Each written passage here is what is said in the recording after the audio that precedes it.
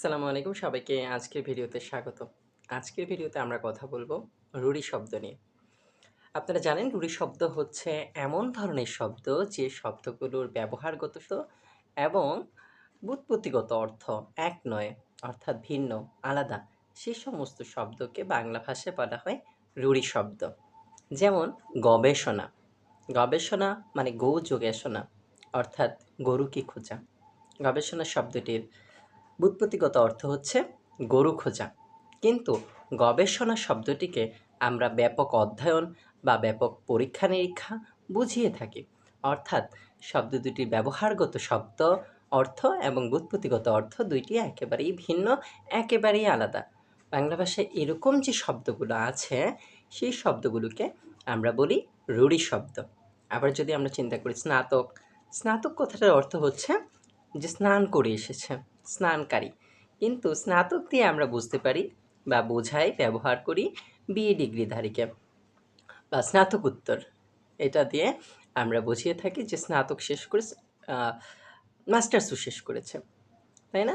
কিন্তু এগুলোর ব্যুৎপত্তিগত অর্থ এবং ব্যবহারগত অর্থ ভিন্ন হওয়ার কারণে এই শব্দগুলো রূঢ়ি শব্দ। একইভাবে দুহিতা। দুহিতার ব্যুৎপত্তিগত অর্থ হচ্ছে যে দোহন করে, কিন্তু দুহিতা বলতে আমরা ব্যবহার করি কন্যা বা মেয়ে সন্তানকে। একইভাবে প্রবীণ।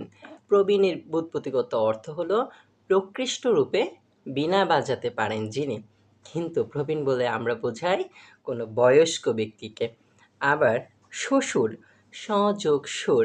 শ্বশুর বলতে বোঝানো হয় দ্রুত খায় যিনি। তালিপর শয়েব দিয়ে হচ্ছে খাওয়া এবং সুর মানে হচ্ছে দ্রুত, অর্থাৎ শ্বশুর মানে দ্রুত খায় যিনি। কিন্তু শ্বশুর দিয়ে আমরা বুঝিয়ে থাকি